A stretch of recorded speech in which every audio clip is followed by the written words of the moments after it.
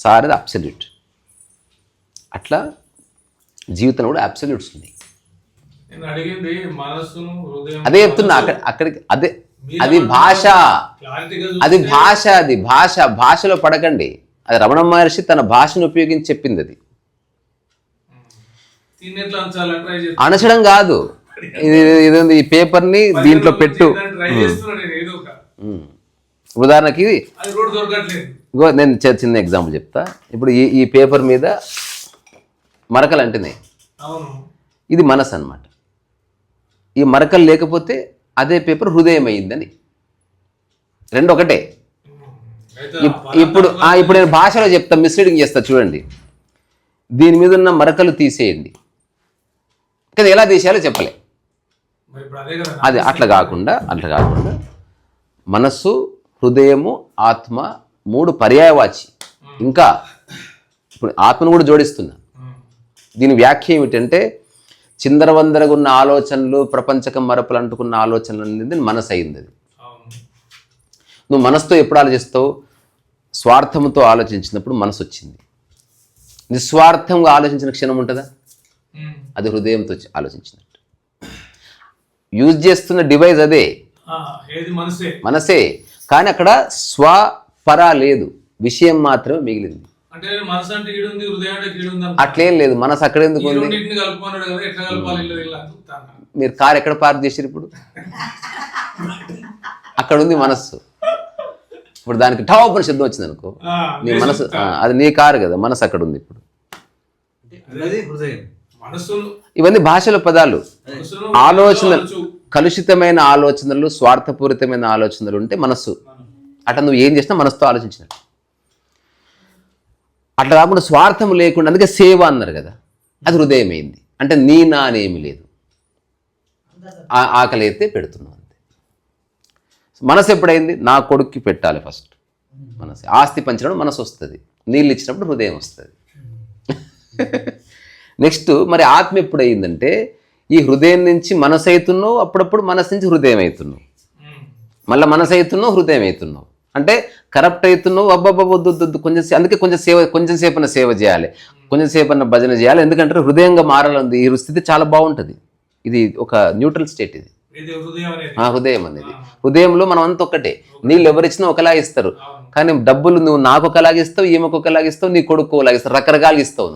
కానీ నీళ్ళు ఇచ్చినప్పుడు అందరికి తాగండి రా, నీళ్ళు తాగండి, పానకం ఇచ్చిన అందరికి తాగండి పానకం. అక్కడ హృదయం ఇట్లా ఫుల్ పొంగుతుంది. 1 గ్లాస్ తాగు, 3 గ్లాసులు తాగు, తీసుకో.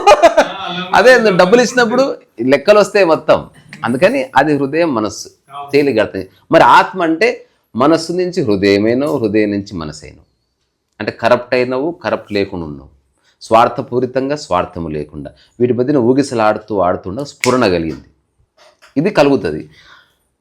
ఈ స్వార్థం లేని జీవితమే బాగుంది అని అనిపించి మెల్లగా స్వార్థపూరితమైన ఆలోచనలు తగ్గిస్తూ మెల్లగా నిస్వార్థంలోకి వచ్చావు. అప్పుడు నువ్వు మోర్ హృదయంలో ఉన్నట్టు. అప్పుడు నీలో ప్రేమ ఉంటుంది. ఎవరు ఫస్ట్ వచ్చినా ఎంజాయ్ చేస్తావు, ఎవరు అందరూ నా వాళ్ళే అంటావు. అంటే నీ భాష మారుతుంది, నీ చూపు మారుతుంది, నీ దాని చిన్న ఒక అఫెక్షన్ వస్తుంది. ఇప్పుడు ఇది అటు ఇటు పోతుంది కదా. ఒకసారి ఇటు వచ్చి ఇంక మనసు కాలేదు, ఇంక హృదయంగా మిగిలిపోయింది. ఆ హృదయం అట్లే నిలిచిపోయిన తర్వాత అదే ఆత్మ అవుతుంది, ఆత్మస్థితి అదే.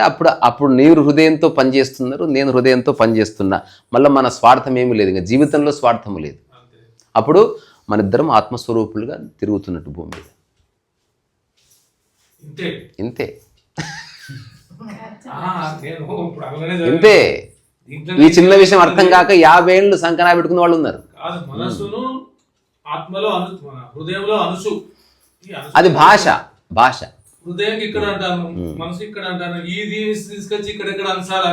ఇది ఎలా, ఈ భాష ఎలా చిక్కు తీసుకొస్తుందో చిన్న ఎగ్జాంపుల్ రాస్తే అర్థమవుతుంది. చూడు, ఒక ఎగ్జాంపుల్ ఇస్తున్నా.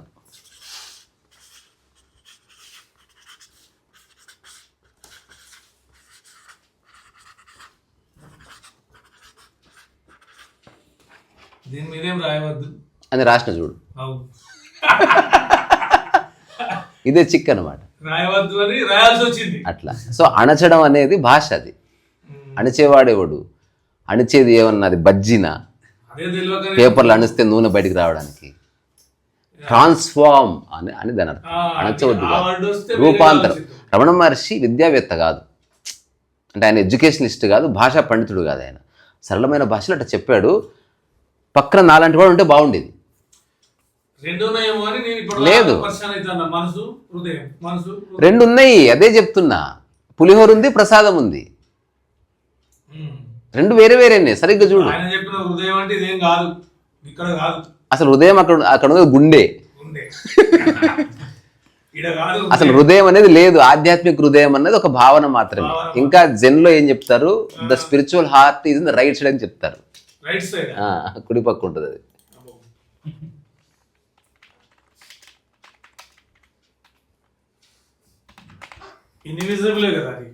అన్ని ఇన్విజిబులే మైండ్. ఇప్పుడు చూడు, in the centre of the chest, chest పెట్టి, the spiritual heart is not a physical organ but is conceptually locate. Conceptually భావన మాత్రం అని చెప్పింది కదా. అనాహత అది వేరు, మళ్ళా అది వేరు, ఇది వేరు, రెండింటిని కలపకు. In the centre of the chest అని చెప్తూ sometimes specified as slightly to the right of the physical heart centre. కొంచెం కుడివైపు ఉంటుంది. ఇప్పుడు ఉదాహరణకు ఒక అమ్మాయిని చూస్తే నాకు హృదయం ఉప్పొంగిందంటే, గుండె కాదు, గుండె ఉప్పొంగితే చచ్చిపోతాం బీపీ వచ్చి. అదేంది, మనసులో ఎలాంటి కల్మషము లేకుండా చూశాను అని చెప్పడానికి హృదయం అని. నేను నీకు నా హృదయం ఇస్తున్నంటే నేను నీ నుంచి ఏం ఆశించడం లేదు అని చెప్తున్నాను.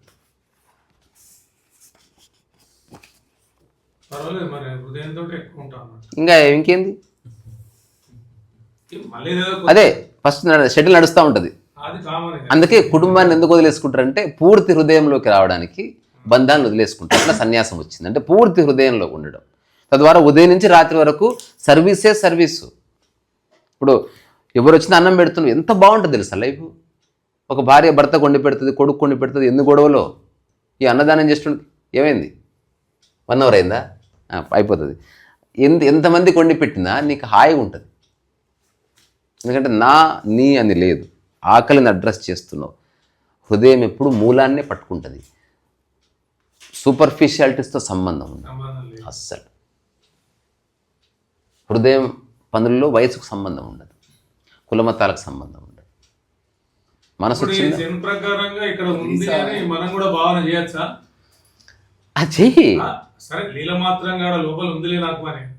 అది ఇక్కడ అంటే ఇక్కడ కదా. దీని వల్ల మళ్ళీ ఎట్లా చెప్పాలి, ఇది ఒక క్వశ్చన్ అడుగుతా. అంటే నీ దగ్గరకు వస్తుంటా కదా, నాకు అర్థం కావట్లేదు, కొంచెం కన్ఫ్యూజింగ్ ఉంది. నాకు హృదయం ఉందంటావా?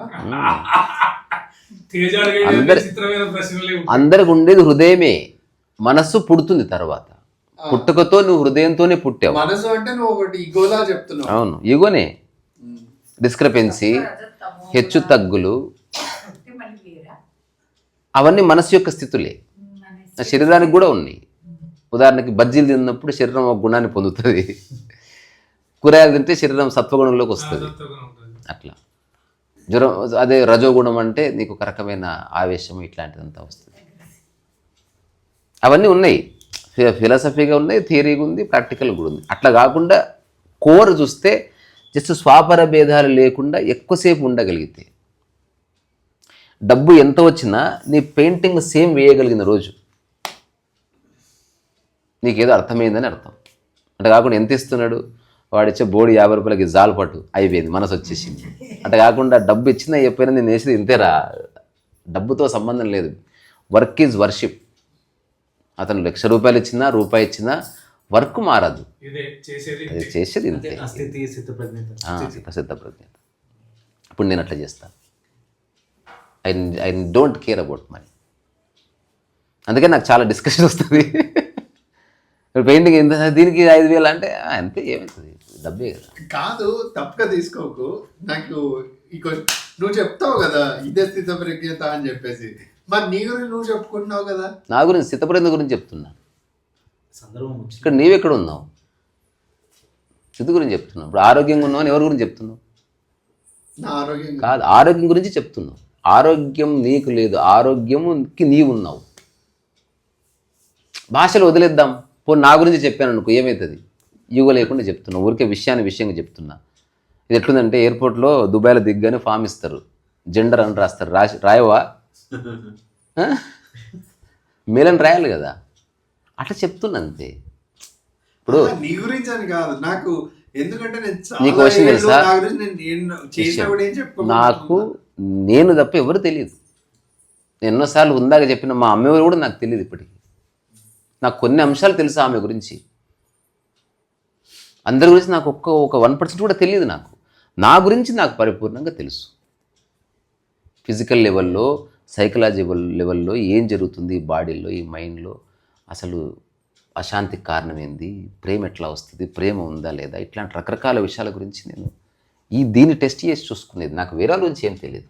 కాకపోతే ఎగ్జిస్టెన్స్ అందరిలో ఒకటే ఉంది కాబట్టి ఆల్మోస్ట్ ఎగ్జిస్టెన్షియల్ని అర్థం చేసుకునే విషయాలు అందరికీ ఇంప్లై అవుతాయి అన్న ఒక చిన్న ఒక గట్టితో చెప్తాను అంతే. ఎవడన్నా వచ్చి ఇదంతా బక్వాస్ అంటే ఓకే అంటే I'm not here to argue also, ఎందుకంటే I'm not here to prove any point. ఎవడిష్టం వాడిదిరా బై లైఫ్. ఇప్పుడు ఎవడన్నా సఫర్ అవుతా నిర్ణయించుకుంటే నేనెవరిని వద్దని చెప్పడానికి. సఫరింగ్ లేకుండా లైఫ్ ఉంది అని మాత్రమే చెప్తున్నాను. కల్మషం లేకుండా జీవించవచ్చు అని చెప్తున్నాను. అది నేను ఆచరిస్తూ చెప్తున్నాను. నాకు ఎవ్వరి పట్ల ఏ వైమనస్యత లేదు. నన్ను చూసి చాలామంది చాలా కల్పనలు చేసుకుంటారు. అది వాళ్ళు నా గురించి తలుచుకోవట్లే, వాళ్ళ గురించి వాళ్ళు అట్లా అనుకుంటున్నారు. It is them, not me.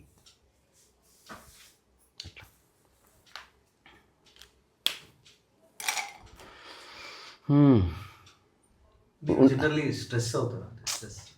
No stress, zero stress. బాధ కూడా నేను ఇప్పుడు రాదు, నో. మస్తు నటిస్తా, కానీ అది తేలిపోతుందంటే ఎక్కువనో తక్కువనో అవుతుంది. అది సజీవత వస్తలేదు. అంటే జెన్యున్గా బాధపడేట్టు ఎదుటి వ్యక్తి అనుభూతి కదా. నేను బాధపడితే కామెడీ చేస్తున్నారు అంటే వాళ్ళకి అర్థమైంది, వీడు యాక్టింగ్ చేస్తున్నాడు, నువ్వు యాక్టింగ్ చేస్తున్నావు అట్లా. జెన్యున్గా నాకు అసలు బాధ కలక్క కొన్ని సంవత్సరాలు. అలాగని బాధ కలిగిన సందర్భాలు చాలా వచ్చాయి. నేను దానికి స్పందించడమే తెలుస్తుంది తప్ప నాకు బాధపడే టైం నాకు అసలు తెలుస్తలేదు. I don't know. ఇప్పుడు ఏదన్నా ఇది నాకు అమ్ములు ఎరిగిపోయింది, అతికించాలనే చెప్తుంది మైండ్, బాధపడమని చెప్తలేదు. అయ్యో అన్నది లేదు అసలు. అది పోయింది, ఎటు పోయింది ఏమో. ఈవెన్ షాక్ పోయింది, సర్ప్రైజ్ పోయింది నాలో. I'm not surprise at all. ప్లెజెంట్గా ఉంటుంది నాకు. ఫ్రస్ట్రేషన్ ఈ అస్సలు జీరో ఫ్రస్ట్రేషన్.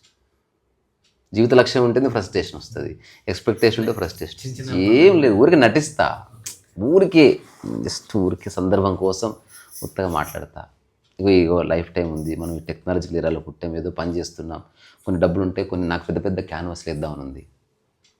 నాకు చాలామంది నాకు ఇష్టం కొందరు ఆర్టిస్టులు, దే పెయింట్ హ్యూజ్ స్కేల్, తర్వాత గొప్ప గొప్ప థీమ్స్ వేస్తారు. ఇప్పుడు అరుణాచలం కొండ ఉంది, నాకు నిజంగా దీనికి ఒక 4 రెట్ల రూమ్ కావాలి నాకు. అప్పుడు నేను గోడలకు వైట్ క్యాన్వాస్లు పెట్టి ఇట్లా కూర్చొని మాట్లాడాను. నేను మనం అంతా వర్క్ చేస్తూ హాయిగా తలవ చేసి సరదాగా పని చేసుకుంటూ ఓ వాటర్ స్కెచ్ చేసుకుంటూ అట్లా మనం పని చేస్తూ లెర్నింగ్ చేస్తూ మనం చేయాలంటే స్పేస్ సరిపోదు నాకు. అట్లా దానికి డబ్బు కావాలి నాకు. ఇప్పుడు ఒక క్యాన్వాస్ నేను నాకు 5,000 10,000 అవుతుంది. అది I don't want to beg. మళ్ళీ నేను డొనేషన్ బేస్డ్గా చేయాలనుకోవట్లేదు. నేను పని చేసి ద్వారా వచ్చే డబ్బుతోనే ఐ వాంట్, దాని ద్వారా మళ్ళీ కొంత డబ్బు వస్తుంది. ఒకవేళ నా పెయింటింగ్ ద్వారా జెన్యున్గా డబ్బు వచ్చింది అనుకో, డొనేషన్స్ ద్వారా కాదు, నా వర్క్ ద్వారానే. అలాగనుకొస్తే దీనికి ఒక 3-4 రెట్ల ప్లేస్ కొనుక్కుంటాను. అది లగ్జరీ కోసం కాదు, ఒక పాయింట్ ప్రూవ్ చేయడం కాదు, నాకు పెయింటింగ్ వేసుకోవడానికి పెద్ద ప్లేస్ కావాలి. ఏ రోజు నేను పెయింటింగ్ వేయడం ఆపిస్తానో ఆ రోజు ఒక 10 feet by 10 feet రూమ్ చాలు నాకు. I will confine to a small room. నా జీవిత చివరి దశలో ఒక సఫిస్టికేటెడ్ స్మాల్ రూమ్ని నేను ఎంచుకొని అందులో జీవిస్తాను. నాకు అవసరం లేదు ఇప్పుడంటే నాకు పెయింటింగ్ వేయాలి, రాసుకోవడానికి, వైలెన్కి. దీంట్లో హాఫ్ రూమ్ చాలు, నీట్గా ఏ చెత్త లేకుండా పూర్తి ఏకాంతంగా. అన్నది చెత్తలో నేను ఉంటాను, అది చివరి దశలో అన్న కదా, మళ్ళీ అప్పుడు ఎందుకు చెత్త అంటే అది specific last days of my life, అంటే ఈ ఫిజికల్ లైఫ్. అది డెత్ ఏమి లేదు. As a essence I'm not dying. No one dies actually. అది వాళ్ళకి తెలియదు కాబట్టి వాళ్ళు చస్తూ, వాళ్ళ శరీరంతో ఐడెంటిఫై అయ్యారు కాబట్టి వాళ్ళు చస్తున్నారు అనుకుంటున్నారు, వాళ్ళ కర్మ. No one borns. Essence never borns. ఎప్పటి నుంచో ఉన్నదానికి మధ్యన పేరు పెట్టారు నీ పేరు, మళ్ళీ అది పడిపోగానే మళ్ళీ అది కొనసాగుతుంది పేరు లేకుండా. అంటే అనామకత, అనామిక, నామము, నామరూపము, మళ్ళీ అనామకత, అనామిక. ఇది లైఫ్, జీవన సార్. ఇదేం ఫిలాసఫీ కాదు, జెన్యున్గా మనం అంతా ఎసెన్స్ ఎప్పటి నుంచో ఉన్నాం, మైండ్గా మాత్రం లేవు. ఎసెన్స్కి మైండ్కి సంబంధం లేదు. ఇది very different philosophy altogether. Okay బేటా, బాయ్.